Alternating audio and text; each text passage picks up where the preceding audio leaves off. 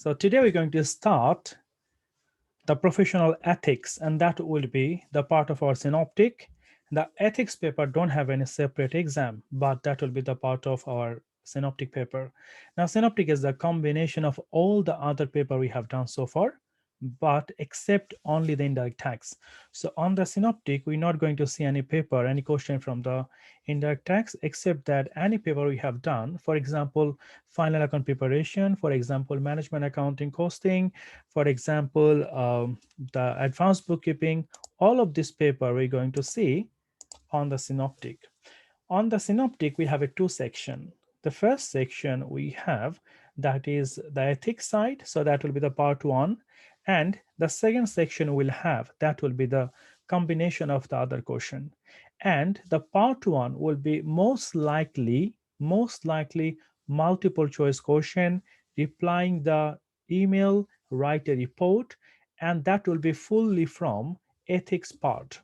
So I would say the part one mainly will come from the ethics part, but the other side of the question, part two, that will be the combination of management accounting, the financial accounting, and the advanced bookkeeping. And all of this part two question we have to answer on the spreadsheet.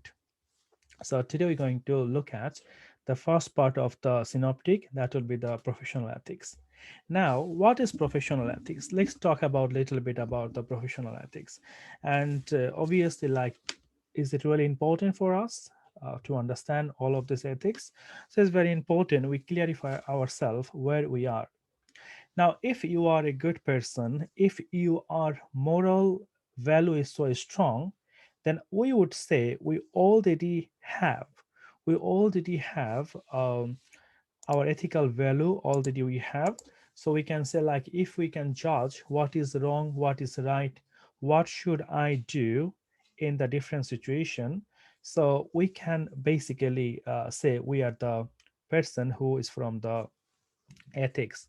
And obviously, like, if you haven't done all this paper, Bleed or Andrew, there is no problem for that, because at the end you have to do all the paper anyway. So for example, if this is your second paper, if it's your third paper or first paper, still you are fine, because we have to complete all the paper before we do the synoptic. So there is nothing to worry like you are behind. No, because we have a six paper, we have to do all the six paper before we actually do the synoptic. So any paper you start really doesn't matter.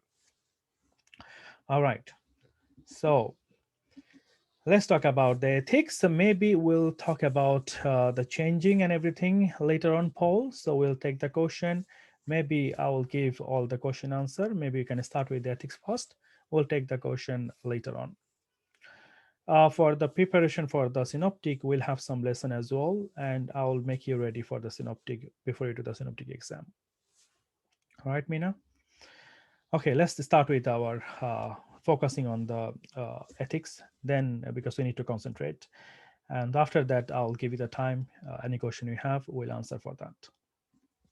All right. So, let's talk about the ethics. What is the ethics? Ethics is a guideline.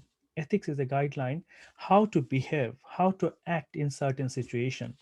For example, if I said, uh, if I work for a company, if I work for a practice, and if I say something is not right, what should I do? So you might say, I don't have to read ethics in order to decide what is good or what is bad, because I know, I can feel it, what is good, what is bad. But even if we feel it, still as a human, we do so many things that is not right. So there is a lot of thing we do everyday life that is not correct. And that's the reason we have to make sure our moral value is really strong. And that's the reason we have to study ethics. Now, if you read some articles, some previous history that happened in the big companies. For example, there was a company in USA. The company name was Enron, and Enron was the company where the people was working there. They get a lot of salary. There's a lot of benefit. It's like a British Gas. If you if you have a company like British Gas in UK, you might think how many customer you have. You have a millions of customer. So they have the same thing in USA, and that was called Enron. And Enron was so big company, and because of the ethical issue, this company has collapsed. The share value of the Enron was $100. So one share was $100, and it is fell down to $1. And because of that, the chairman of this company, he killed himself, he got suicide. And there are a lot of people also, they also killed themselves because there was a lot of debt they cannot repay. So this has happened because the finance director and the auditor and the people who work in the finance department, they become together, and they took all the money, they steal all the money from the company, they transfer all the money to one of the African country, and after that they moved to that country. And that time in USA, the rules was like, if you done this type of criminal offense, the maximum penalty will be 7 years in the prison. And they accepted it. They thought, okay, we'll do that because we have transferred a billions of dollar, so we'll be in jail for 7 years. After that, we'll enjoy our life. So that was the plan, and they did it. There was a lot of movie based on that real story, and one of the movie called "The Smartest Guy in the Room." If you watch that movie, you will see because of the finance director and the auditor how a company can collapse. So that's the reason. If you don't honest, that could be a biggest loss for the company. So when you be a chartered accountant, for example, when I have done my chartered accountant, on the ethics paper, we have a mandatory to watch the Enron. They said we have to watch the movie Enron. So that was the part of the syllabus.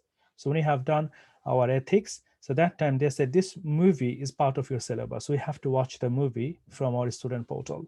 So there is so many things like is happened in UK as well. The Worldcom, there is the biggest collapse because of this thing, and that's the reason we have to study ethics.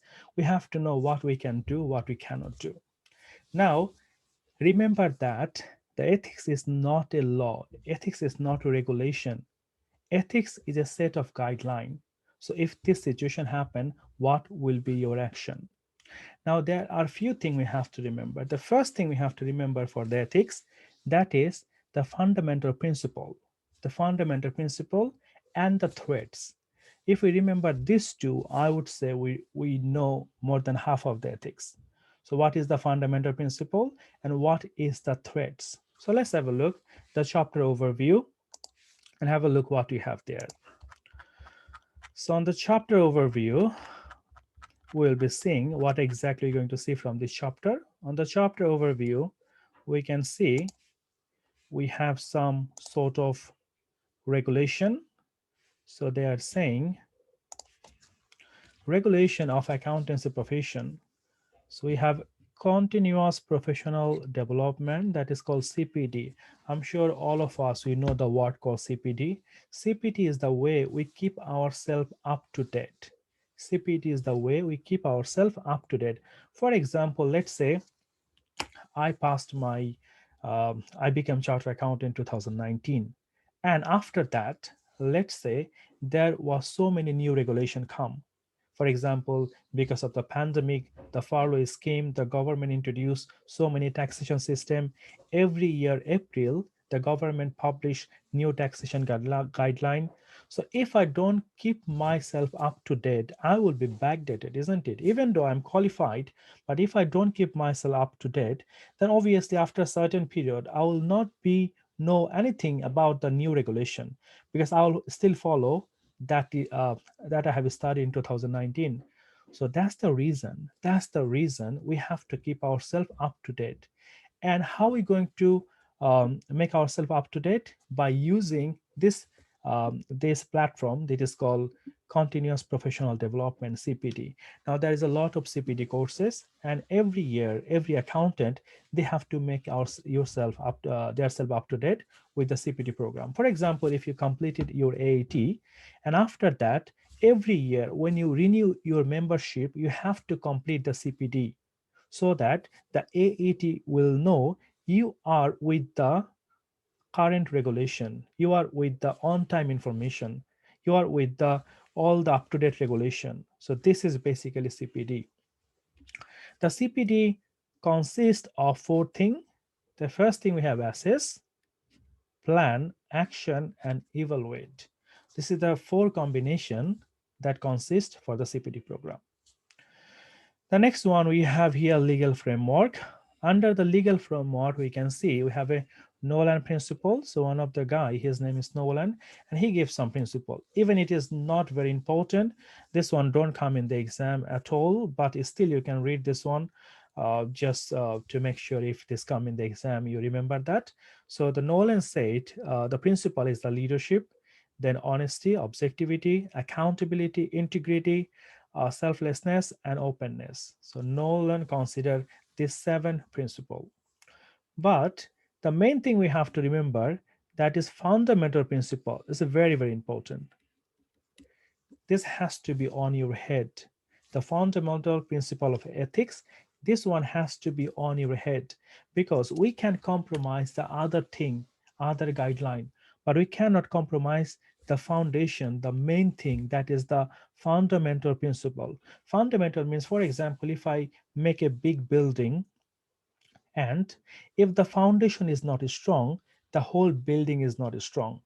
So when our foundation is not very strong, the whole ethical process will be weak. So we can compromise even other thing, but the fundamental principle we cannot skip or we cannot compromise that. So this one have to be very, very strong from the accountant point of view because we are studying accounting. So we'll focus on that from the accountant point of view. This one has to be really strong. So we have a fundamental principle, number one, and there is some issue will come. So for example, I would say I will make sure I will never break any fundamental principle. So I'm telling myself I will never break any fundamental principle, but there will be some threat. There will be some threat, and this threat will not make me do the work by following the fundamental principle. So this type of threat make me do something that is not ethical. So we have to see what type of threats we have. And this one is called threats. And these threats have some breakdown, and this is come under the objectivity. So all these threats come up under the objectivity. So let's talk about first the fundamental principle. We have a five fundamental principle. That one we cannot skip. So five fundamental principle of the ethics. So let's talk about this five fundamental principle. The first one we have integrity. The first one is integrity. Integrity means honesty is the best policy. Honesty is the best policy. We have to be always honest to the client, to the community, to the government, to every single stakeholder we have. So you have to be very honest. So this is the first principle we have under the fundamental principle. So integrity. The next one we have objectivity. Objectivity means we cannot be biased. We have to be always fair. So for example, let's say like you are in the queue and waiting for something, and your friends work there, and he said like, oh, you don't have to be in the queue because you are my friends, so come inside. So it doesn't look like fair, you break the queue. So if something doesn't look like fair, so this is the issue of the objectivity. So we have to do the work the way we'll do is look like it is fair. So objectivity means don't be biased. Do the work fair way. The next one we have that is professional competence and due care. Professional competence and due care. Professional competence and due care is all about, do I have enough experience or expertise or knowledge or resources to carry on the work? For example, let's say I'm an accountant and I never done audit work. Now, suddenly a client came to me and said, can you provide me some internal audit services? And I said, even though I never done it, but I know a little bit how to do it, and I'll do some research, I can do it. So I said to the client, yes, I can do it. Because I don't want to lose the client, I don't want to lose the money. And I said, yes, I can do it. So if I do that, I will compromise my professional competence and due care. So I will not take the client, I will not provide the services if I don't have enough experience and expertise, and I believe I can carry on this work for the maximum benefit for the client. So I have to be competent to carry on the work. The next one we have confidentiality. Confidentiality is a very, very important one because for any reason, we will not share the confidential information to the third parties, not with the friends, not with the family, not with anyone. So we are not allowed to share the confidential information with anyone unless we are allowed to share only if it is against the public interest. For example, if I know my client is involved with the money laundering, my client is involved with the terrorism activities, my client involved with the drug dealing. So if I find something like that, only that case I'm allowed to share the confidential information with the third parties. Or if there is a court notice, if the court said you have to tell, if there is an investigation from the HMRC, if this is comes under the regulation, under the court order, or anything that from the government, then I have to share it. Other than, I'm not allowed to share the confidential information with anyone. Then finally, we have professional behavior. So the professional behavior means we have to behave professionally, because if I don't behave professionally, it will not only damage my reputation, it also damage my profession as well. So the reputation of my profession is also be damaged. For example, if you say someone, maybe someone is a teacher in university, and if he done something wrong, what happened? So on the newspaper, they don't only say his name, they also say this one, he's from the University of Cambridge, University of Oxford, he done this thing. So it not only damage his personal reputation, but also the reputation of the institution. So that's why we cannot do anything. We are not allowed to do anything that will damage our reputation. So you have to behave professionally. For example, one of the client came to see you, and you just take out the cigarette and you're smoking and talking to them, and the client will feel it is not professional, isn't it? Because you cannot do it. So there's certain thing that we can do because we have to behave professionally. So the five fundamental principle: integrity, objectivity, professional competence and due care, confidentiality, and professional behavior. Now, these five things will help us whole courses. Remember that this ethics will be based on this fundamental principle. The whole book, the whole course we're going to do, that will be depend on this five fundamental principle. And there is a very simple way we can remember this five fundamental principle. So there is a word called Dr. Pico. Dr. Pico will help us to remember the fundamental principle of ethics. So P for professional behavior, I for integrity, C for competence and due care, C for confidentiality, and O for objectivity. So Dr. Pico, if you remember the Dr. Pico, you will be remember the fundamental principle of ethics. So P for professional behavior, I for integrity, C for competence and due care, C for confidentiality, O for objectivity. So this is our fundamental principle of ethics. If we understand that, that means I would say you understand 50% of the ethics. All right, because every single scenario will become in the exam that will be based on mostly from this fundamental principle of the ethics. All right, the next section we're going to talk about, that will be our threats. Now I know I cannot do this, I cannot do this, I cannot do this, but there will be something that will not stay, or that will not help me to stay ethical. So there will be some issues, and because of these issues I will not be ethical, I will do something that will be unethical.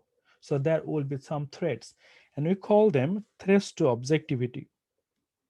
threats to the threats to the objectivity. And we have five threats. threats to the objectivity, we have 5 threats. You have to remember what is the 5 threats. The first threat we have, that is self-interest.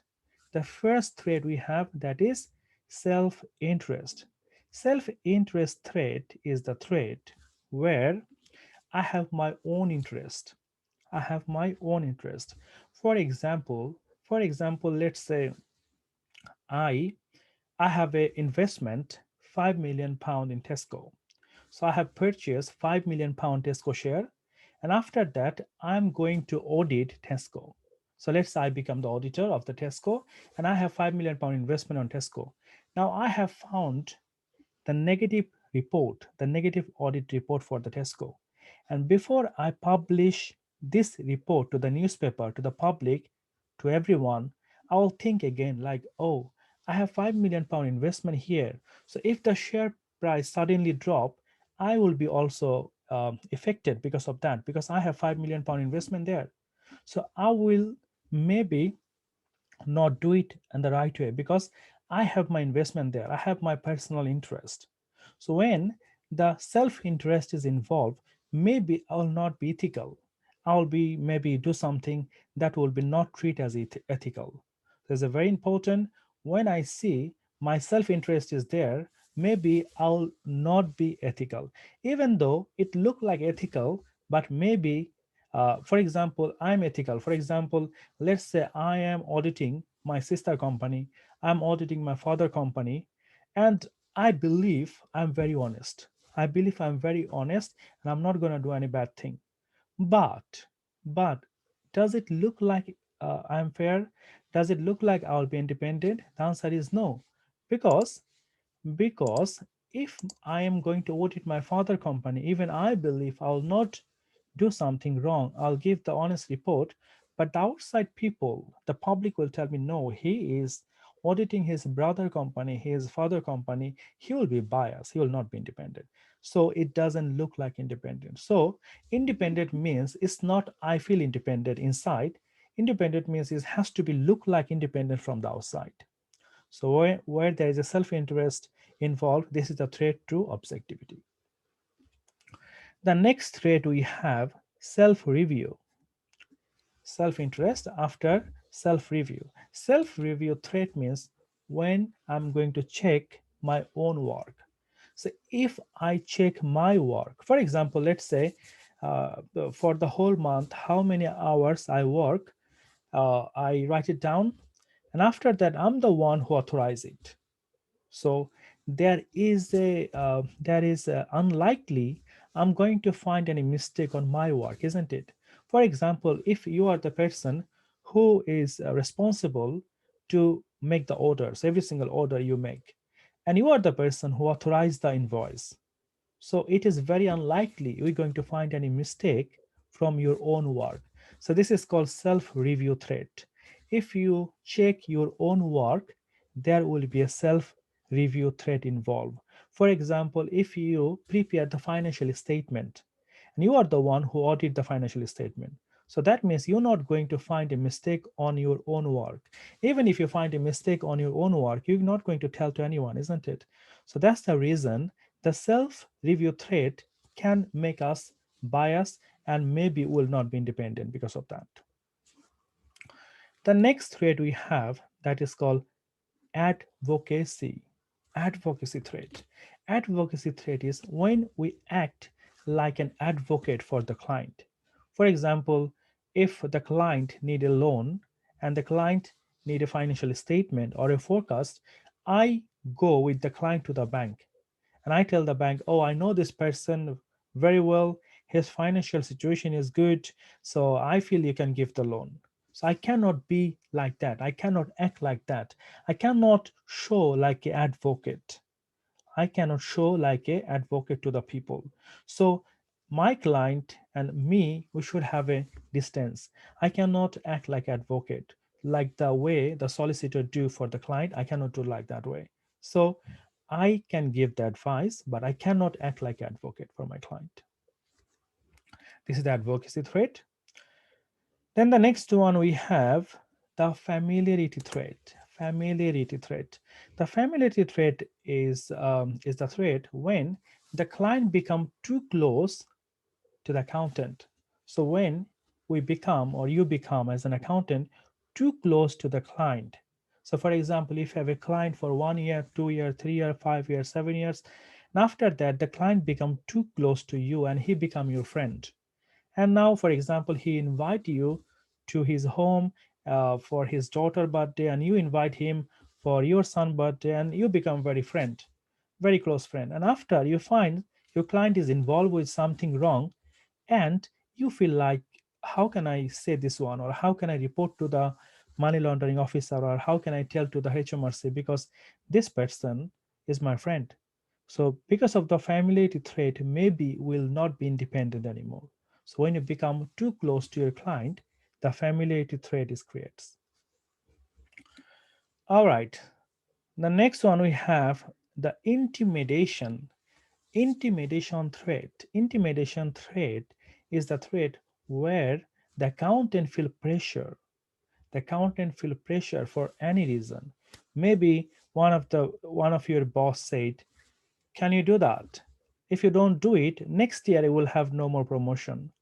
For example, you are preparing the VAT return, and if your manager said, "Can you claim all the VAT we have on the car fuel?"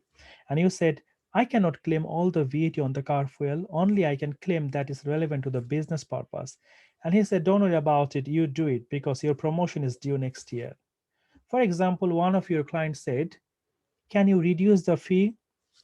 Because if you don't reduce the fee, I will move to the another accountant, because in the market there is a lot of accountant, they charge me less. So can you reduce the price? Otherwise I'll move to another accountant."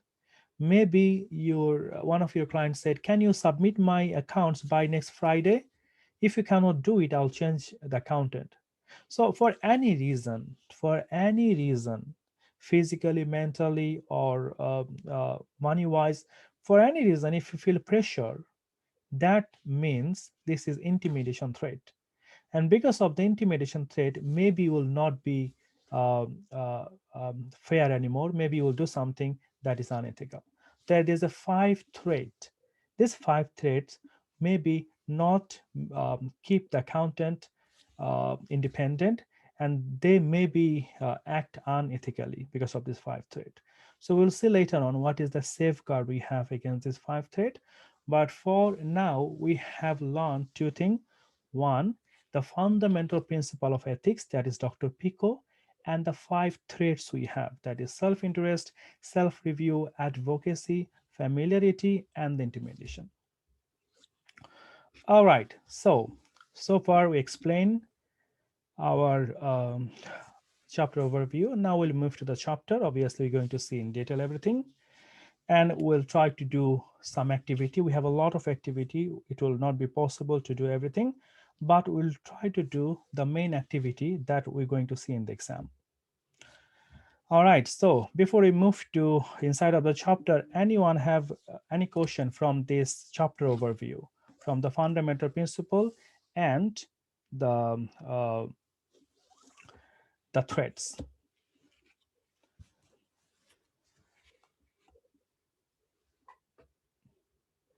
So are we happy with that? Like the PICO and the threats? We understand this, isn't it?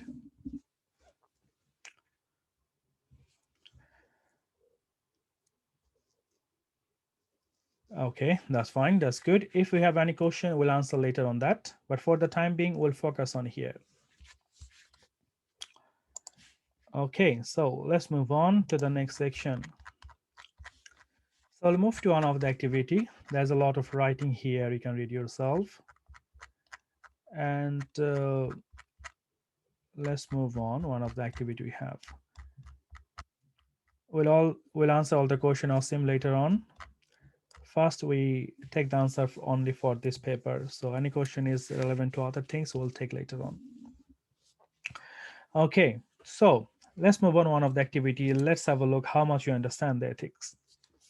So the first activity we have here, that is the benefits and the drawback. So benefits means the advantage, and the drawbacks means the disadvantage. So benefits and the drawbacks of following the AAT Code of Professional Ethics. So let's have a look which one is the benefit and which one is the drawback to having the code of professional ethics. So if I have a code of professional ethics, which one is the benefit for me and which one is the drawback for me? On the requirement, we say identify the benefit and drawbacks of an accountant following the AAT Code of Professional Ethics by ticking the relevant column. So let's try everyone. Let's try to do this one. Description, benefit, and the drawback. The first one we have cost of increased work. Because of following the ethics code, the cost of the work will be increased. Is it a benefit or is it a drawback? So if my cost of the increased work, obviously if it is increased, any type of cost, if it is increased, that will not be benefit for me, isn't it? If my cost is increased, that will be definitely drawback for me. So that's the drawback. Very well done, Mohammed.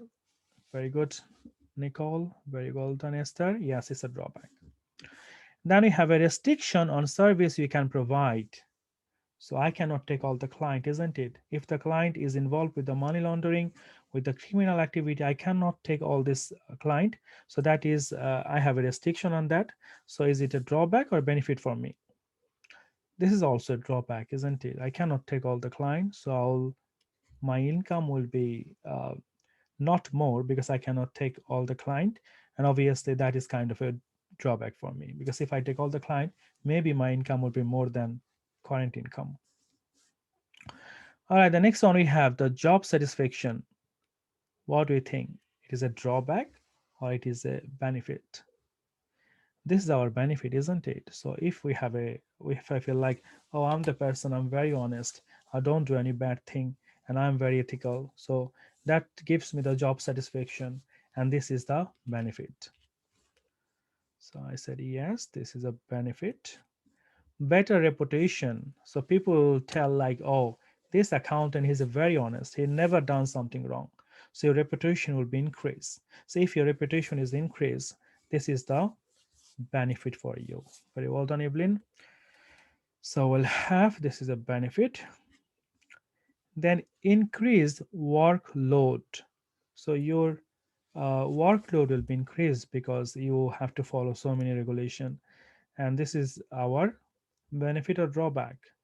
This is our drawback. Very well done, Ashraf. Very well done, Andrew.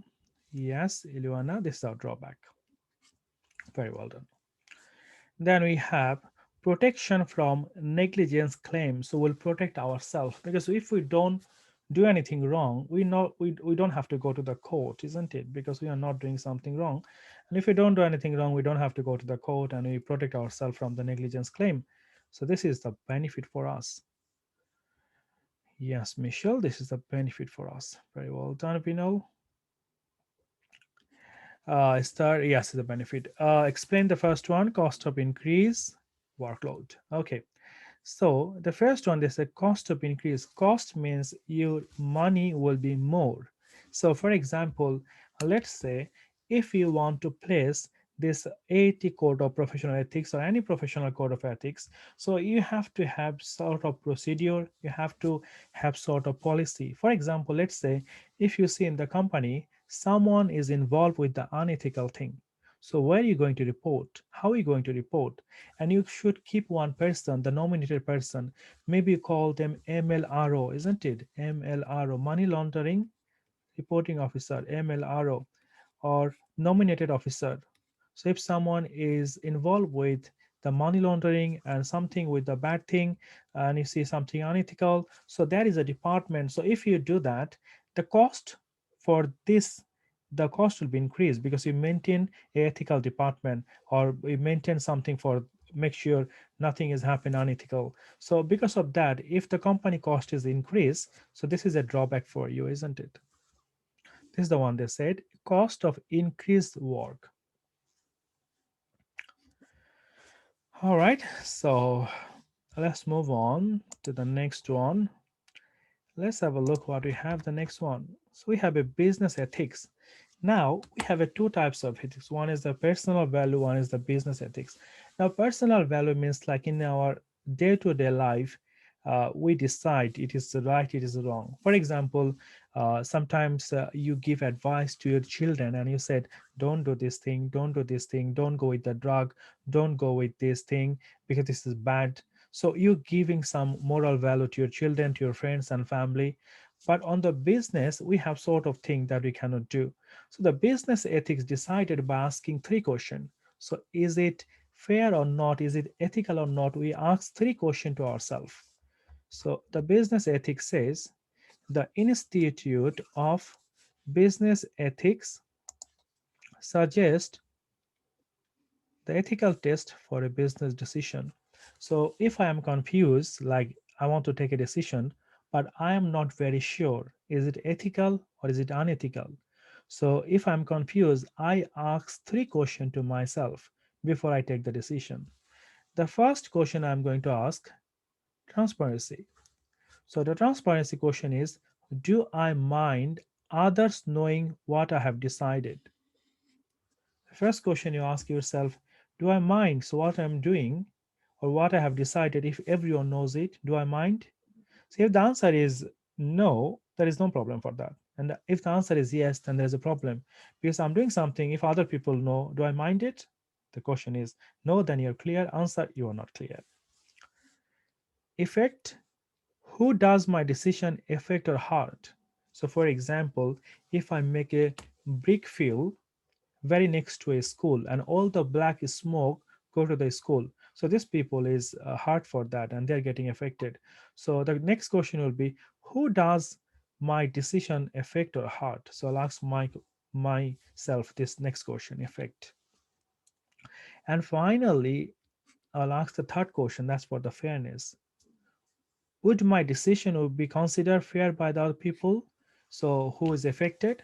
So for example, if I make a brick field just next to the school, and do you think all the people live there who get affected because of my decision, uh, do you think like they will feel is okay or like the whole thing is fair because it's all right? If the answer is yes, there is no problem. If the answer is no, they will be so angry, they will be upset, then it's not something I'm doing right. So three questions. Do I mind others knowing what I have decided? That's the transparency. Effect, who does my decision affect or hurt? And finally, the fairness. Would my decision be considered fair by who affected? So if these three questions give me the green light, the positive sign, then I can say I'm not doing something wrong. Okay, let's have a look. The activity two, what we have here. Ethical test of effect. So they're asking for the effect. This is the effect, isn't it? One of the Institute of Business Ethics IBE simple ethical test for a business decision is related to effect. So they said complete the following sentence by selecting the appropriate option. When considering effect, the employee will ask himself or herself which one. So he'll ask this one, isn't it? Number two, who does my decision affect or hurt? This is the part of the ethics. So I said this one, who does my decision affect or hurt? All right. So obviously, we're not going to see this type of question in the exam. The most likely question will come in the exam. That will be the scenario based. So we'll see some scenario question anyway, but we are going slowly inside. So let's have a look. The next one we have legal framework. Now, this type of question, just for the understanding purpose, this question will never come on the exam. So activity three, unethical but not illegal. There's so many things we have that is unethical, but it is not illegal. For example, let's say if I keep all my employee for my business, just zero hour contract. So this is one of the example. So 0 hour contract, 0 hour contract. So if I give every single employee 0 hour contract, that means if I like them, I'll call them. If I don't like them, I'll not call them. For example, the way Sports Direct do. There was a big news like all the Sports Direct they have a 0 hour contract, and that's the reason they keep a lot of employee and they don't give hour or they don't call everyone. And that was the news in the newspaper. And after that, there was a lot of argument like it should be removed the 0 hour contract or not. And after that, the court decided yes, the employer, the company can still keep the 0 hour contract. So 0 hour contract in McDonald's is one of the example. All the employee they have maximum they have on the 0 hour contract. So this is looks like unethical, but it is not illegal. Then number two, maybe for example, when you finish your work, you keep your computer open rather than you close it. You keep it open. Maybe you keep the light open, and you go home and you come back tomorrow. So you're wasting the energy. This is unethical, but it is not illegal. So if you waste energy, so wasting the energy,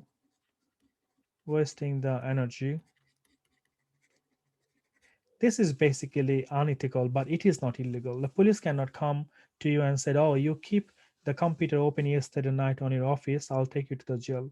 They cannot say it. It is unethical, but not illegal. Then, for example, um, you can say like when you travel to a certain place, let's say all the employee have a car. Now you have to go to the same place. So rather than going everyone have a separate car, so going individually, if you go together in a public transport or maybe use the same car, then you don't have to like waste the energy because you can go together because you are going to the same place. So you can say use public transport to go same place instead of individual car. So this is just the example, like so many things we have that is basically um, unethical, but it is not illegal. So for example, the product is not very good quality, but it is not expire. But you can say like, oh, it is not expire, I can still sell it. But the product is defected. So this is unethical. So this is the difference between the unethical and the illegal. Remember that there's a lot of thing that will be unethical but doesn't mean it is illegal. It is legal but it is unethical. All right, so let's move on to the next one.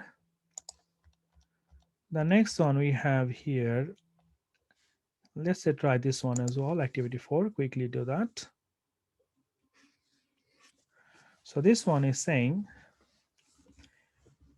answer the question by ticking appropriate boxes. So we have a true and we have a false statement. The AAT Code of Professional Ethics is legally enforceable. What do you think? Is it true or false? Remember that the AAT Code of Ethics is a guideline. It's a guideline. It is not something like, oh, if you don't do it, they'll give you some fine, sort of this thing. It's not actually, because it's not like legally enforceable. So the answer will be false. It's just a guideline. The next one we have the AAT Code of Professional Ethics is an example of criminal law. AAT Code of Professional Ethics is an example of criminal law. Is it true or false? The answer is it is false. Very well done, Michelle. Very well done, Elena. Very good, Mohammed. Yes. So this is also false. It is not the example of criminal law. Then the next one we have breach of AAT Code of Professional Ethics on the marketing of professional service will give an AAT member a criminal record. So if you don't follow this, that will give you a criminal record. Is it true or false? It is also false. If I don't do it, it will not give me the criminal record. It is not a criminal offense. All right, let's move on. Let's have a look some real question that will be seen mainly in the exam. So Let's have a look. This fundamental principle, we have already done this thing. Let's try to do one example based on that. Okay, so we're expecting this type of scenario in the exam, and obviously there will be a lot of information. So you will have this book on your student portal. If you already have the hard copy, that's absolutely fine. If you don't have it, you can log into your EMS portal and you can see from there. You can read from there as well, but my advice will be is better always have to have your own copy of the book. And if you started your level 3, you can order all the book at the same time, and by this way you will be able to save some delivery cost. But if you don't have it, still you can log in and you can see from there. Okay, so let's have a look this example what we have here. Let's read this scenario. The first scenario we have for the Tom: fundamental ethical principle and the scenario. Explain the fundamental principle that is the most relevant to each of the following scenarios. So you have to find the fundamental principle. So we hope we remember the fundamental principle, the Dr. Pico. So we need to say which one is more relevant here. So let's have a look. The first scenario. The first scenario we have: Tom is a journalist who writes article for a financial newspaper and has been recommending his reader to purchase share in companies that he holds share in. So Tom is a journalist. He write basically the journals in the newspaper, and he telling all of his reader buy a share from this company because he already have some share from this company. Now if everyone start buying share from that company, what will happen? The share price will go up and he will be benefited, isn't it? So if everyone listen to him, if everyone start buying share from that company, and that company share price will go up and his share price also go up, so he will be benefited because he already holds some share from that company. So what is the fundamental principle relevant here? Confidentiality? No, he's not telling something confidential, isn't it? Yes, self-interest, you're right, Esther, but self-interest comes under what? Under objectivity. Yes, self-interest comes under objectivity, because on objectivity you have 5 threats: self-interest, self-review, advocacy, familiarity, intimidation, isn't it? So this is objectivity. So we're going to say objectivity is relevant here. Objectivity is relevant here. Why? Because if the reader buy shares from the company, then Tom will be also benefited, isn't it? If everyone listen to Tom and start buying the share, and the share price will go up, and obviously the Tom will be also benefited because everyone will buy the share. The share price will go up. All right, very well done. Let's move to the next one. The next one we have number 2. A member of a professional body has been caught speeding while driving to a client meeting. The speeding offense has been reported in the local media, naming both the member's name and the professional body membership. So they are saying the person name and the person, his accountant or something. So what is the fundamental principle relevant here?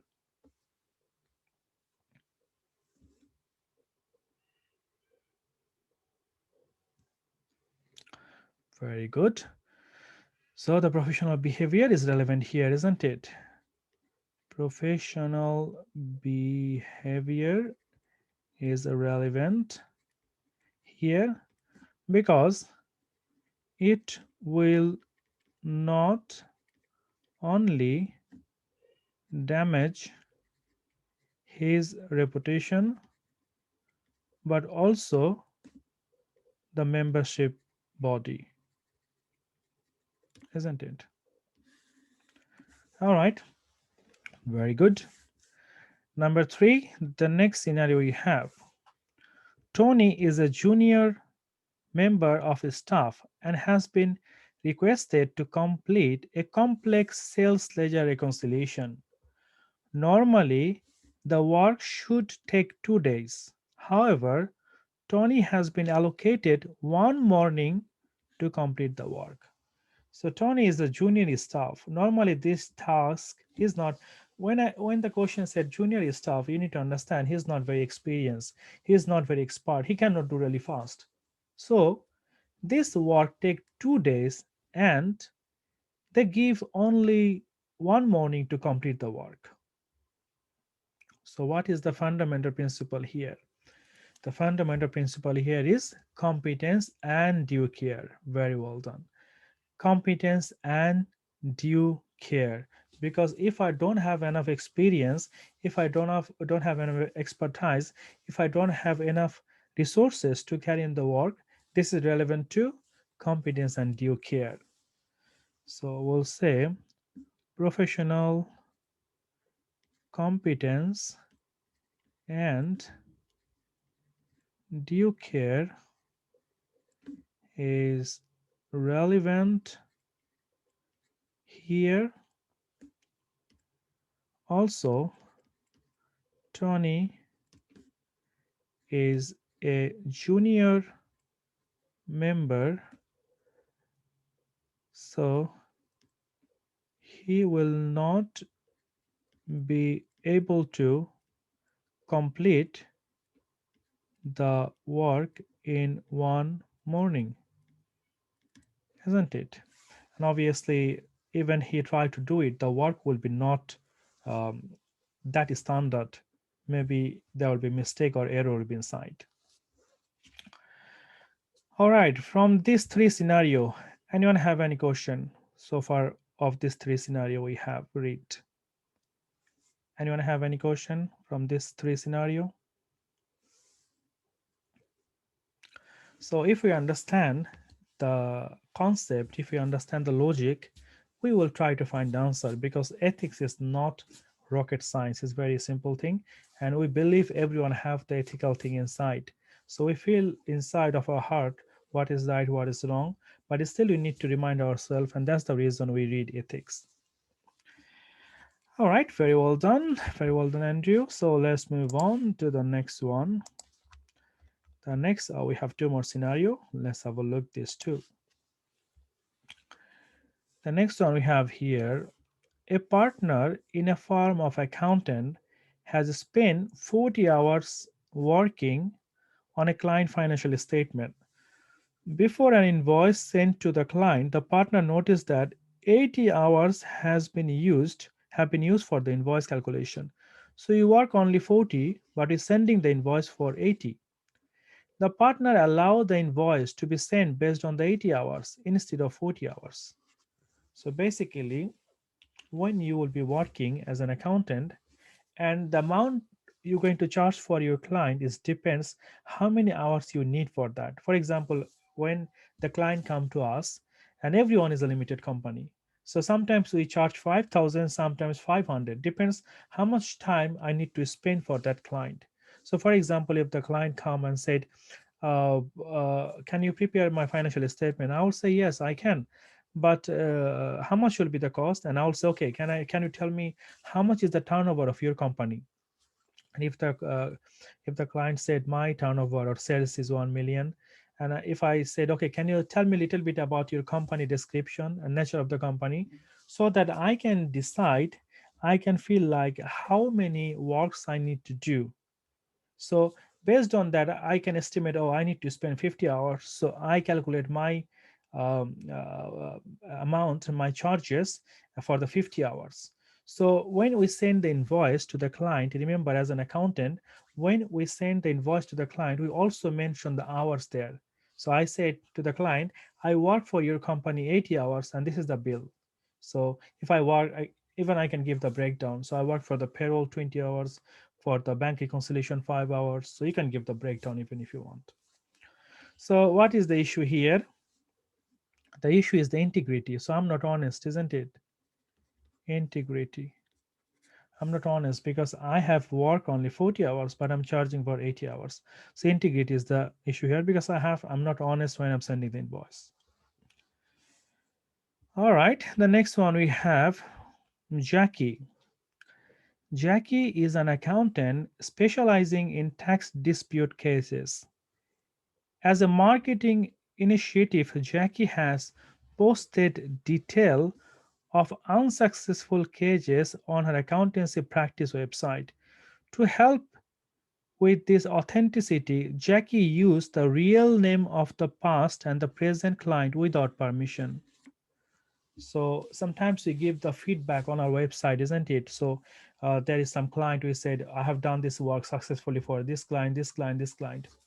But before we do that, we have to take the permission from them, isn't it? We cannot put their name, we cannot put their detail on the website um, without taking the permission from them. So, what is the fundamental principle relevant here? The confidentiality. Confidentiality is relevant here. Relevant here. All right. Very well done, Julia. Very good, Catherine. So we can see we understand more or less the ethics already, isn't it? It's like, as I said, if you understand the concept, you can find the answer for that. All right, then let's move on. Let's have a look. What is the next topic we have? So the next one we have the threat. We have already explained the threat, self-review, self-interest, advocacy, familiarity, and the intimidation. So already discussed about the threat. Let's have a look. Activity 8. So this activity will tell us what type of threat is involved in what situation. So threats to fundamental principle explain the threat that is the most relevant to each of the following scenario. So you have a scenario and you have an ethical threat and explanation. Okay, let's read the first one. Number 1. Steve is a member in practice. Steve is a member in practice.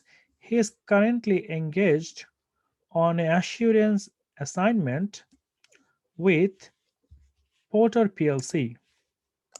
Okay. So on Sunday, he celebrated his successful completion of his AAT training. As a gift, his grandmother has transferred her 2% of the shareholding in Porter PLC to him. So I have a gift from the grandmother, 2%, and I'm also providing some assurance services for this company. What type of threat could be involved? So if I have a share for this company, and if I'm the one who provide the opinion this company is doing good or bad, I'm auditing this company. So what type of threat could be involved here? Even though if I found some major mistake, I'm not going to tell because I have a 2% share of this company. And obviously, if if this is happening, if I do that, obviously I will see like I will be affected as well. If I give a negative report, that will also affect on me because I have 2% share on this company.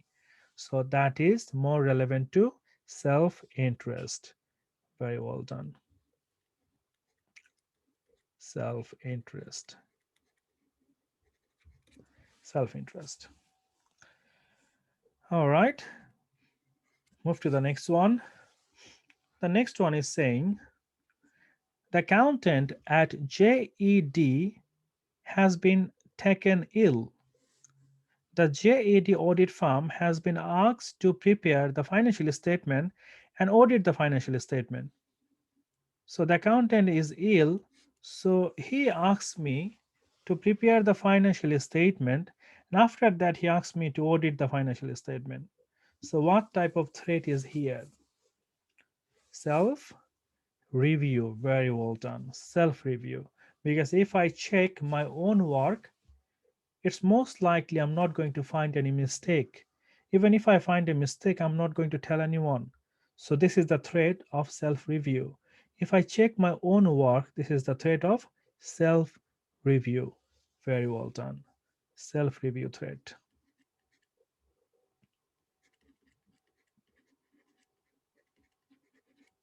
Self-review.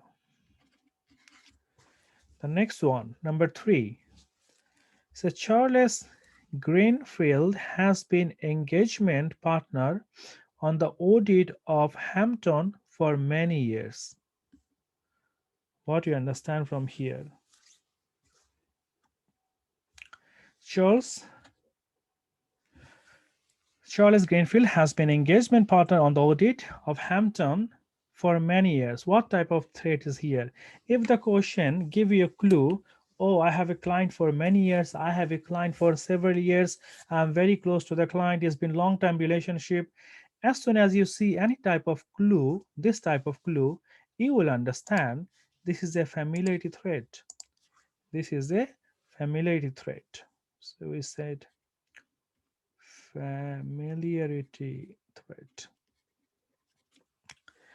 All right, so that's it. Very well done. Anyone have any question from activity 8?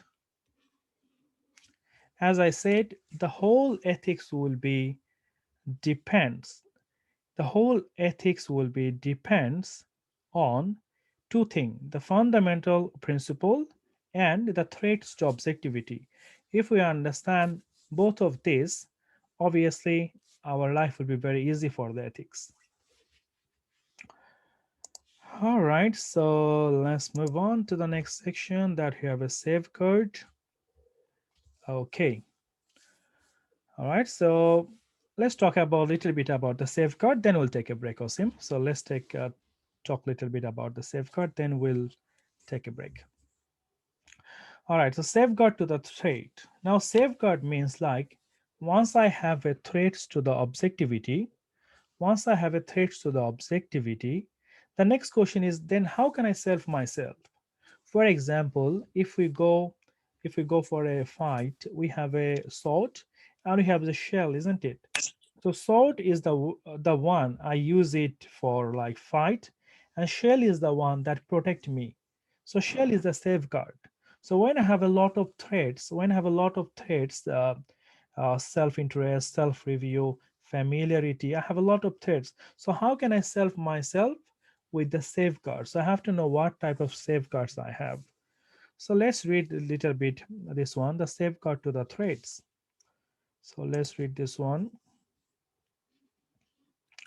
The AAT Code 2017 define safeguard as action and other measure that may eliminate the threat or reduce them to an acceptable level. This means that a safeguard is something you can do when you encounter a threat.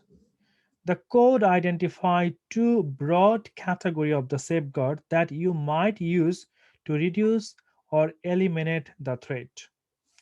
So safeguard created by professional or legislation or regulation, education, training, CPD, corporate governance regulation, professional standard, professional monitoring, disciplinary procedure, and the external review. By doing all of this, you can create some safeguard. Safeguard in the work environment, quality control and internal audit procedure, mechanism to protect and empower staff, consultation with third parties, retention of personnel, use of ethic committee, organizational policy and document, threats, use professional judgment. So by doing all of this, you can eliminate the risk or you can reduce the risks to an acceptable level. Remember that this is very, very important to understand. Reduce the risk to an acceptable level. When the question asks you like, okay, what is the threat here and how can you reduce or how can you what is the recommendation? So in the exam they will ask you two things: what type of threats is involved here and what will be your action. So action is very fair. Even if you don't understand, even if you don't know what to say for the action, you can just simply say, I will try to reduce the risk to an acceptable level. So every situation, you can use this line in every situation. I will try to reduce the risks to an acceptable level, or I'll resign. So basically, as an accountant, I'll try to reduce the risks to an acceptable level, that level I can accept. If I cannot, then I'll resign. So in any situation, you can use this line. That will give you easy 1 marks. All right, so let's move on to the next one. Let's have a look what we have. Activity 9. Okay, let's take a break before you start that. Let's take a 20-minute break. We'll come back 7:30, and we'll be start from activity 9 from here. So everyone, make sure you write your name for the attendance, and I'll see you in 7:30 after 20 minutes. So in this activity, activity 9, we'll see some threats to the ethical principle. Let's try to read every single scenario we have. The first one we have, they said guardian center. Let's find it out what is the requirement. In this activity, you will need to identify and discuss which ethical principle is being threatened in each of the 6 matters. All right. Background information. So we have a scenario here. Let's have a look at the scenario.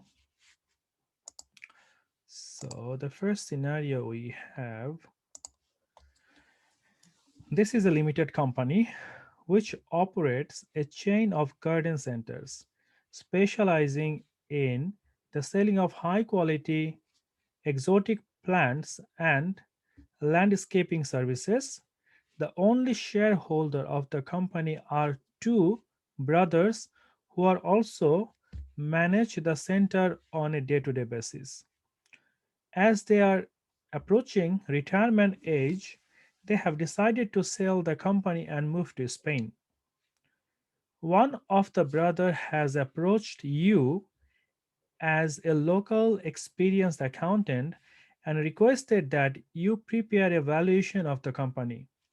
They have always trusted you with their tax affair as they have limited knowledge of financial and tax. Your main area of expertise is preparing tax return for many IT consultants that have spurged up in your town.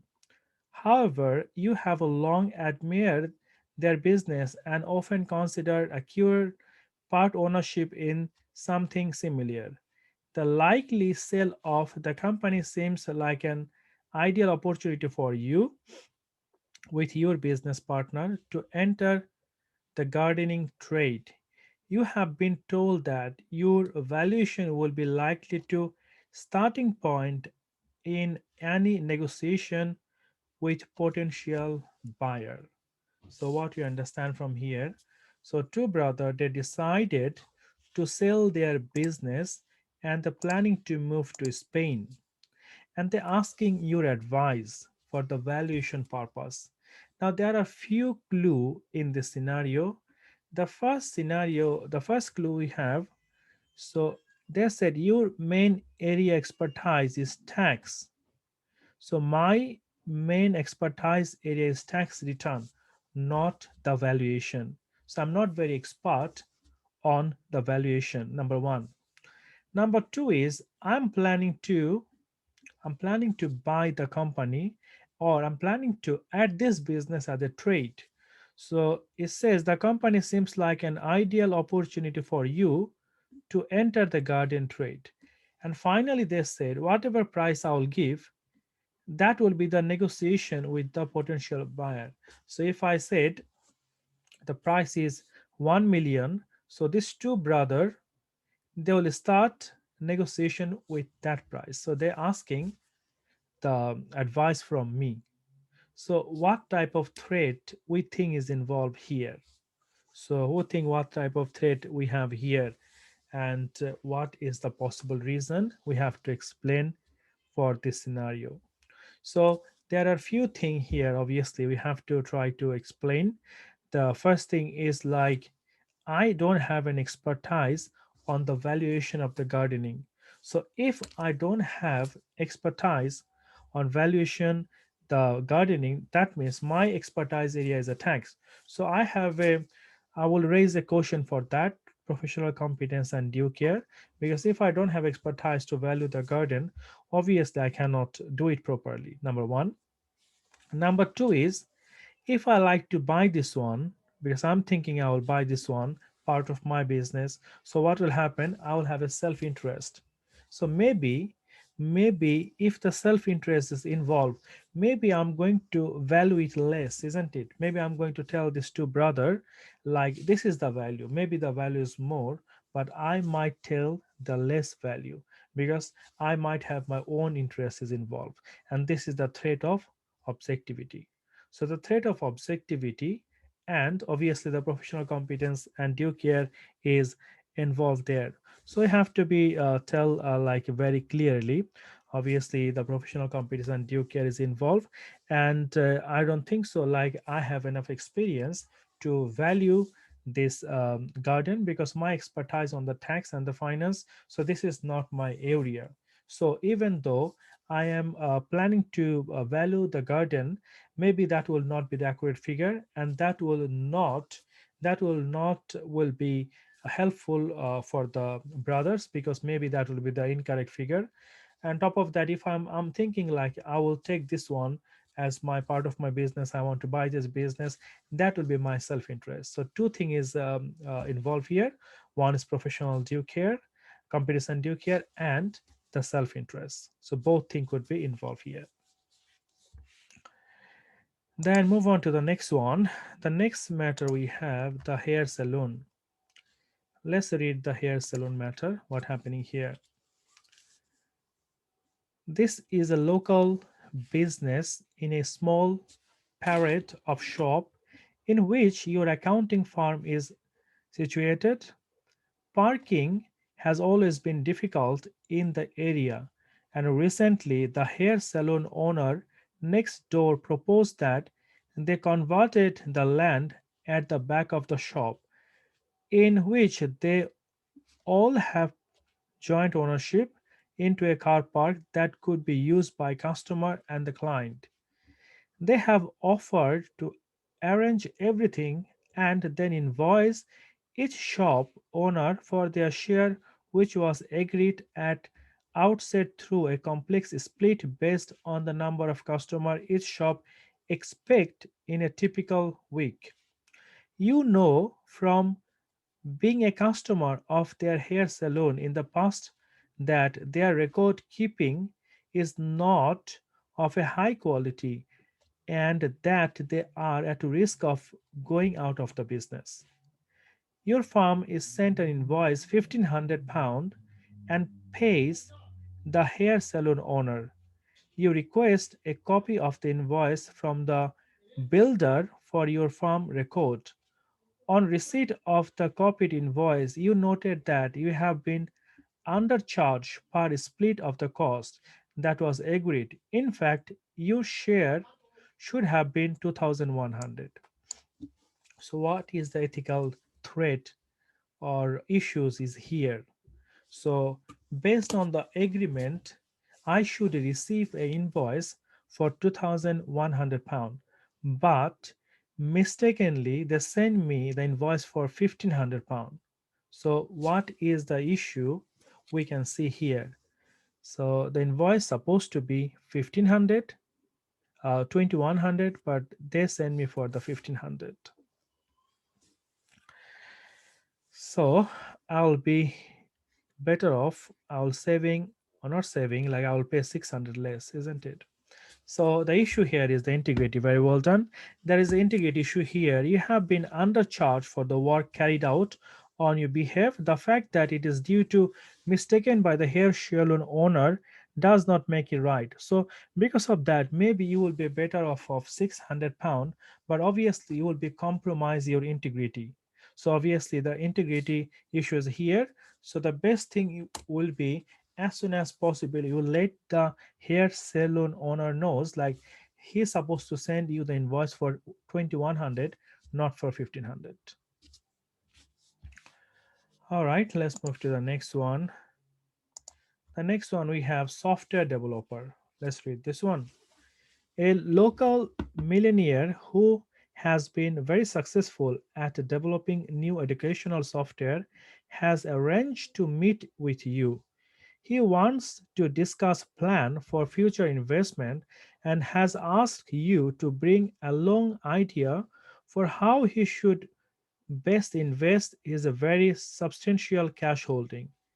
He is not risk averse and has always considered himself to be an opportunist. You have another client who is looking for an investor in his property company. You have always enjoyed working with this client and often play golf at weekend.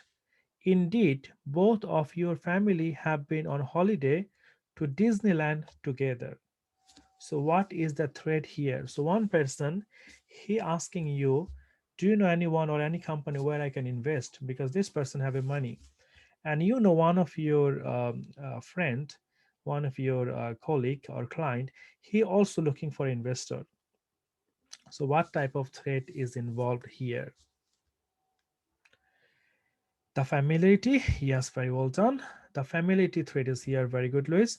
So the familiarity thread is here because you playing golf together on the weekend, you went holiday together. So there is a possibility you giving some favor to your friend.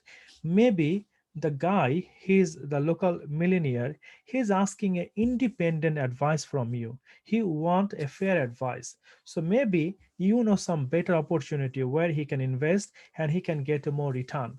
But because of some of your friend need the investment, and because of that maybe you want him to invest there.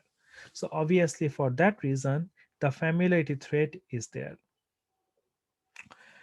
All right, so obviously the objectivity issue is here also, because you might think your client will be also benefited for that. Yeah. Okay, so let's have a look. The next one we have your teammate. Your teammate, matter number 4. Let's have a look at that. You play football on Saturday morning with a group of friends.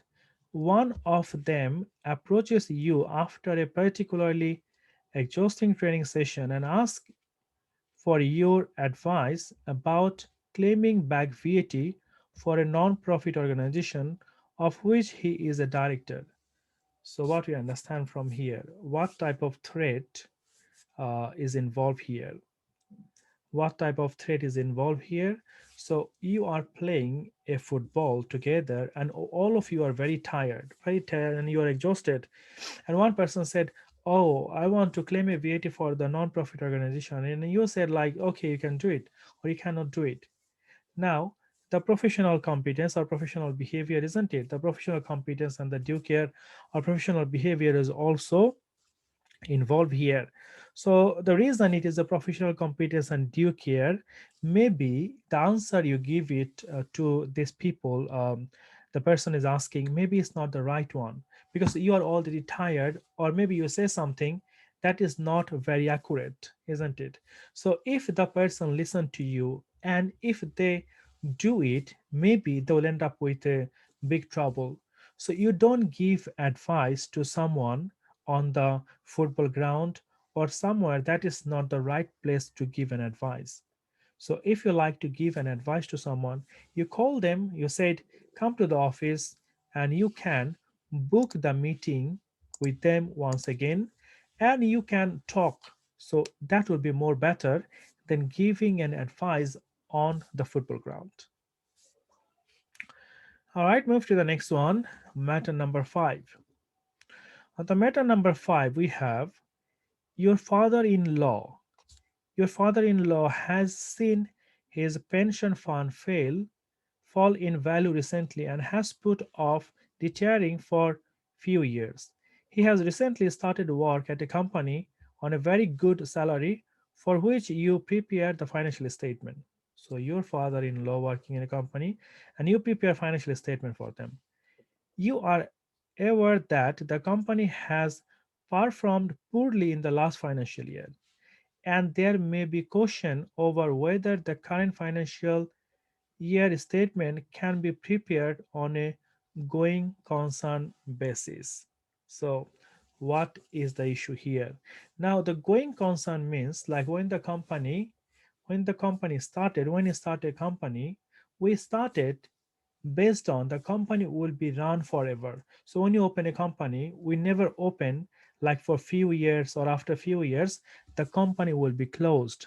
So remember that when you open a company, we open the company with the intention the company will be run for the foreseeable future. So that's why the people always say it like the people will die, but the company never died. So the person maybe died, but company never died. Sometimes we see the company established 1753, 1853. So the company is running for thousands years, 500 years, 300 years. So the person who opened the company, he maybe died, but the company never died. So what is the issue here? So the further in law, obviously, work for that company, and obviously you are the one who prepare the financial statement for them. So what is the issue here? The confidentiality. There is a confidentiality issue here, as you need the client authority to disclose financial information before it has come to the matter of the public, even it is a member of the family, isn't it?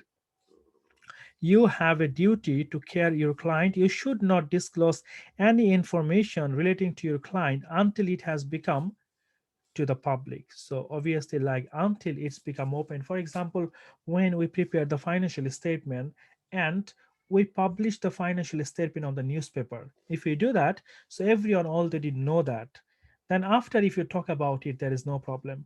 But if it is still not disclosed by anyone, if you are the only person you know it and other people don't know it, then still this matter is confidential, and you don't share this confidential matter with anyone, not with the friends and family, with not anyone.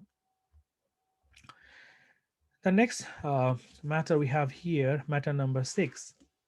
A plumber has given a plumber has given you a quote for a job at your house and has suggested that if you were to pay in cash, he would give you a discount equivalent to the current rate of the VAT.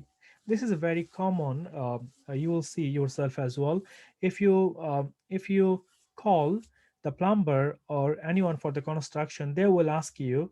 If you ask like, okay, I want to fix my garden, I want to fix the balcony, I want to make this one, and before they ask you the price, they will tell you how you're going to pay. Are you going to pay in the bank or are you going to pay cash? If you said, I'm going to pay you bank, they will add 20% more than their asking price. And if you said cash, they will reduce it 20% because they will tell you, if you pay me in the bank, I have to pay the VAT. But if you pay me cash, I'm not going to disclose this income, so you can pay me 20% less. So this is basically it's a very common, especially for the construction business, for the plumber and this and that. So, what type of threat we have here, or what type of ethical issue we have? So, this is the first is the integrity, isn't it? I'm not honest. If I do that, I'm not honest, and also the professional behavior. It's not the professional behavior like you take the opportunity and you give them cash so that you can avoid the VAT or you can skip the VAT. So it's not professional. So this is both are involved integrity and the professional behavior. All right, let's move to the next one. The next one we have here, Nolan principle. So let's have a look what it is. The Committee on Standard in the Public Life is an advisory body of the UK government. It was established in response to the concern that conduct by some politician was unethical. Okay. A report by Nolan Committee established the 7 principles of public life. They are relevant to the accountant as there are some similarities with the AAT fundamental principle. The 7 principles are leadership, honesty, objectivity, accountability, integrity, selflessness, and openness. Okay, so they said, how can you remember that? There is a word you can remember that. This is called lazy accountant often have selfish, immature outburst. So lazy accountant, L for leadership, A for accountability, O for openness, H for honesty. So then we have a self, S for selflessness, I for integrity, and O for objectivity. So lazy accountant often have selfish, immature outbursts. So that will keep you remember the Nolan principle. Let's have a look what is the leadership. The leadership is holder of the public office should challenge poor behavior when it occurs. So holder of the public office should challenge poor behavior when it occurs. Honesty, holder of the public office should be truthful always. Objectivity, they should not be biased. Accountability, holder of the public office are accountable for decision and action are subject to scrutiny. Integrity, always need to be honest. Selflessness, holder of the public office should act solely in terms of the public interest. So you only look the public interest for the best interest for the public. And openness, the decision has to be very clear and transparent. Okay, let's have a look one of the example here. Activity 10, he said identify the no-land principles. The Nolan principles are relevant to the accountant as there are some similarities with the AAT fundamental principle. Requirement, we have identify the Nolan principle being described by selecting the appropriate principle from the pick list. Okay, so you have to say what principle is relevant here. So we have all of this principle. We have accountability, we have honesty, integrity, leadership, then objectivity, openness, and selflessness. So let's try with the first one. Let's see if we can do it. The first one is says holder of the public office should be as open as possible about all the decision and action that they take. They should give reason for their decision. So they said they have to be like clear, should be open. So they cannot they cannot hide the thing, and they should give the reason for the decision. So what Nolan principle we are following here? So we have a few from here we can see we have accountability, honesty, integrity, leadership, objectivity, openness, and selflessness. So which one we think for the first one? So we have to be open, so it's more relevant to openness. So we said this one, the first one will be openness. Openness. All right, the next one we have holder of public office should not place themselves under any financial or other obligation to outside the individual or the organization that might seek to influence them in the performance of their official duties. What do you think for that? Which Nolan principle is relevant here? So we should not do something that raise a question mark, isn't it? We should not do something that is outside of the official duty. So he said integrity, need to be honest, integrity. The next one we have here, holders of public office have a duty to declare any private interest relating to their public duty and take a step to resolve any conflict arising in a way that protect the public interest. So what is that? Well, it's look like accountability. It's look like accountability, but we have a honesty as well.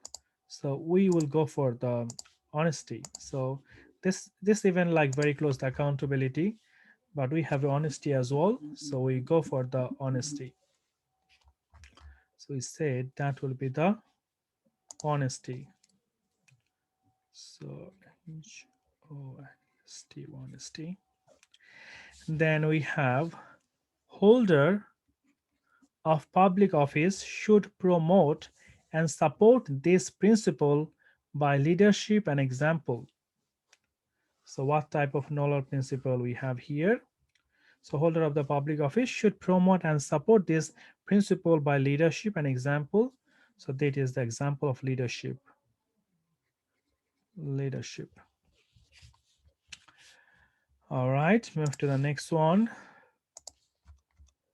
The next one we have here, holder of public office are accountable for their decision and action. So this one is more likely for the accountability, isn't it? Holder of public office are accountable for decision and action.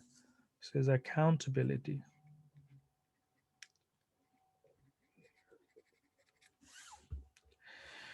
All right, the next one we have, holder of public office should act solely in terms of the public interest.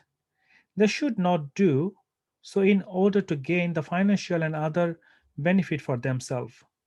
So it has to be selflessness. Yeah, selflessness. Okay. And the last one we have, in carrying out public business, example making public appointment, recommending individual for reward and benefit, holder of the public office should make choice in merit. What is that? Is objectivity, isn't it? The last one,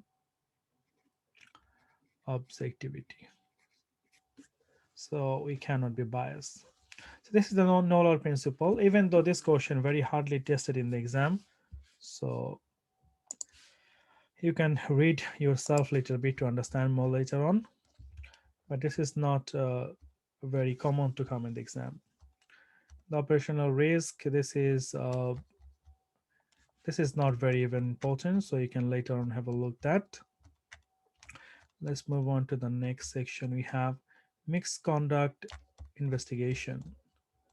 So let's have a look a little bit. The disciplinary regulation. So the disciplinary regulation, there are consequences for the AAT member who do not comply with the code of practice and regulation. The AAT has a set of disciplinary regulation for the member which are used in the event of misconduct. Essentially, there are grounds for disciplinary action if a member conduct themselves in a manner that prejudice their status as a member or reflect adversely on the reputation of the AAT. The following events are conclusive proof of misconduct. So a member is guilty or found guilty of an indiciable criminal offense. A member become bankrupt or enter into a formal agreement with their creditors. Member has not complied with the money laundering regulation. Member has not complied with the AAT CPT requirement. Member unreasonably refused to cooperate with the investigation. Member in practice has failed to review or practice licensing before expire. A member repeatedly failed to reply AAT correspondence. So if this is happened, this is come under the disciplinary regulation. The disciplinary process, minor breaches of the AAT Code of Professional Ethics, which do not amount to misconduct, are dealt with under the informal procedure. This involves contacting the member, informing them of the breach, and advising them of any steps they should take to correct it. Other complaint may be resolved by conciliation. Okay, there is then a 5 stage standard procedure which is used for complaint not for resolved by informal procedure or conciliation. The standard procedure as followed: disciplinary investigation to establish the fact, stage 2 decision and recommendation, stage 3 member response to the recommendation, then matter and pre-hearing protocol and disciplinary action. So this is the way you do the disciplinary procedure. Even though this thing is not very important for your exam, this in the exam mainly going to see what the action I'm going to take based on the situation. Okay, let's have a look at this activity. Activity number 12. Harrison is a full member of the AAT. He is being investigated for misconduct. Identify whether each of the following circumstances are conclusive proof of Harrison misconduct under the AAT disciplinary regulation by ticking the appropriate option. Okay, so let's have a look. The circumstance we have: conclusive proof of misconduct, not conclusive proof of misconduct. So let's have a look the circumstance to situation. Harrison unreasonably refused to cooperate with the investigation into his conduct. So what will happen for that? If he refused to cooperate, is it conclusive proof of misconduct or it is not conclusive proof of misconduct? This is a conclusive proof of misconduct, isn't it? If I intentionally not help the HMRC officer on the investigation, that is conclusive proof of misconduct. Number two is Harrison failed to reply to correspondence from the AT on once occasion. So AT asks something, I forget to reply or I fail to reply. So that is not conclusive proof of misconduct. Very well done. Very well done, Michelle. Very well done, Yelena.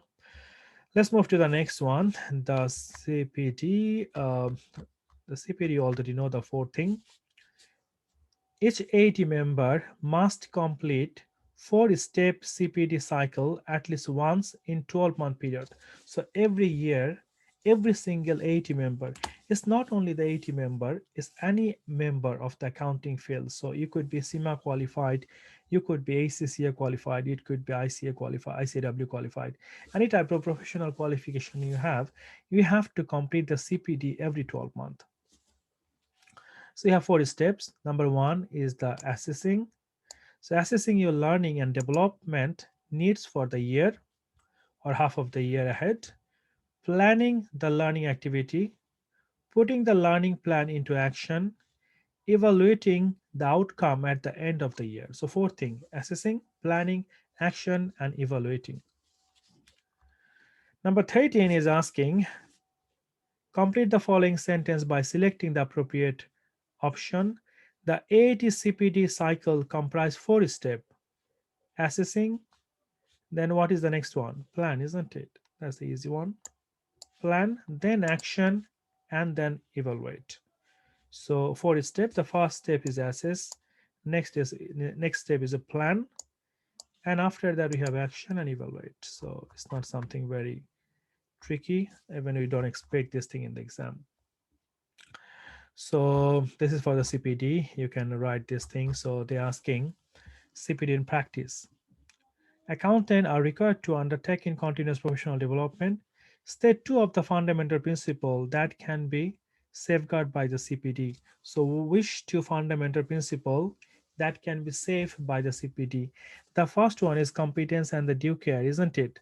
So obviously you can keep yourself up to date with the regulation and everything. And obviously this is one of the thing is very important. So the new regulation will come and a new updated will come. So obviously like you will if you will know everything from the CPD program. If you don't know the CPD program, you cannot do it. So with the CPD program you keep yourself up to date. So professional competence and due care, and keeping your skill up to date and maintain the knowledge, of course, and safeguarding the confidentiality. So professional behavior and the objectivity, all of these things can come under the CPD program. You can write any of these two: professional behavior, competence, due care, confidentiality.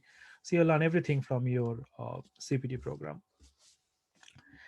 So the next one we have here, Edward is a professional accountant and is a sole practitioner. Sole practitioner means when you work for yourself. So you don't work in a company, you don't work in a firm, you work for yourself.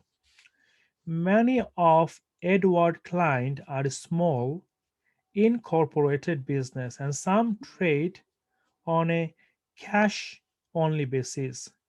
In addition to financial statement preparation, Edward also offers tax return completion service for his client.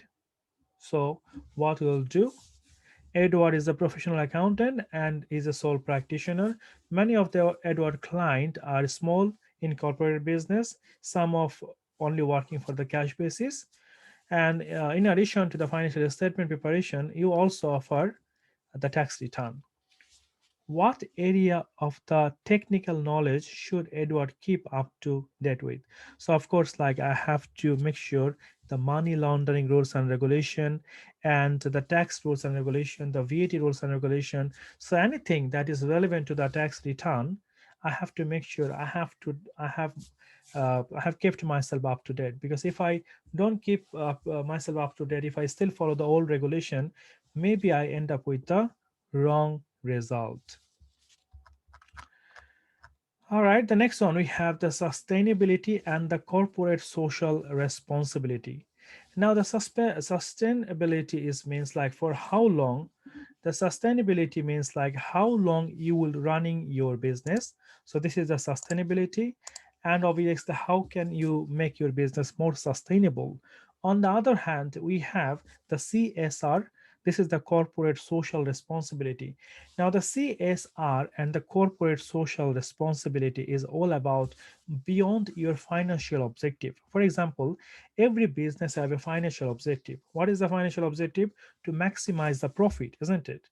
So the financial objective for a business to maximize the profit. But outside of the financial objective, every business has some other objective. Now, this is not mandatory, they don't have to do it, but nowadays so many company they try to show on the report their corporate social responsibility, because they feel as a business we have a responsibility toward the society, toward the community, toward the country, toward the government. So you see that Tesco, they said we provide donation to cancer research, and for example, Asda said we give money to save the children. Some company they said like we do this and that. Some company said we don't use the plastic bag, we use the recycling product. So everyone try to show they have some social and corporate responsibility, and this one adds some value for their company, because as a customer I feel good. Okay, I'm going to a company, they are not damaging the environment, they are helping the society. So let's have a look one of the example. So we have a three thing here. One is economic. Economic means like the cost effective. Economic means the cost effective. For example, let's say if I replace my electricity with the solar panel. Now, how much will be the cost and how much will be the benefit? Now, for example, if my cost is more than the benefit, so this is not economical, isn't it? So, for example, if I try to replace the electricity with the solar panel, and I see the solar panel cost is really high, and that is not cost effective because my cost is really high than the benefit. So we cannot say that is economic. The social is possible solution. Social is all about how you're helping the community. For example, we hire local people. So we have a local business, we hire the local people. So the local employment will be created, and that's how we help the society. And the environmental, as I said, we can say we don't make the pollution on the environment. This is the way we can help the environment. We don't use the plastic bag, we don't use the spillages, we don't use the oil, we don't throw the wastes in the sea. So this is the way we can protect our environment. So this is the three thing triple bottom line model. All right, so then we have a suggestion for the sustainability. How can we make ourselves more sustainable? So obviously, as we said, like power down computer when you finish the work, then have encouraged cycling work. Obviously, we use the recycling product. Then obviously we can use the solar panel rather than using the energy. So we can reduce the wastage. The way we can help the environment and we can make our thing more sustainable. So this is I think the all for chapter number one, and there is a lot of thing is a theory question obviously, and in this exam for the theory side, you have to type something obviously, and also you have to choose the multiple choice question. So there will be mix, and we'll definitely see some synoptic exam later on, and we'll see what type of question will come in the exam. So nothing to worry. But the main thing is to understand the concept. If you understand the concept, what is the fundamental threat of the ethics, what is the fundamental principle of the ethics, what is the threat to objectivity, how we can create the safeguard. So once we complete this whole book, hopefully we'll have understanding about the ethics and how can we make the more safeguard. So this is the theory paper. As I said, there's a lot of theory. You have to talk. We have to say so many things, and we have to read and read. So it's not something like that gonna be very interesting. But as I said, it will be important because that will be the part of the synoptic. So we cannot skip it. Even we don't have any separate exam for that, but it is part of the synoptic. We cannot skip it. We have to do it. We try to complete this book in 3 lessons. Hopefully, in 3 lessons, we're going to complete it. The first chapter is quite long. Maybe the next chapter and next 2 chapter will be not that long. And as I said, if you already have the book, you can revise yourself. If you don't have the book, you need to make sure you log into your AMS portal and you practice from there.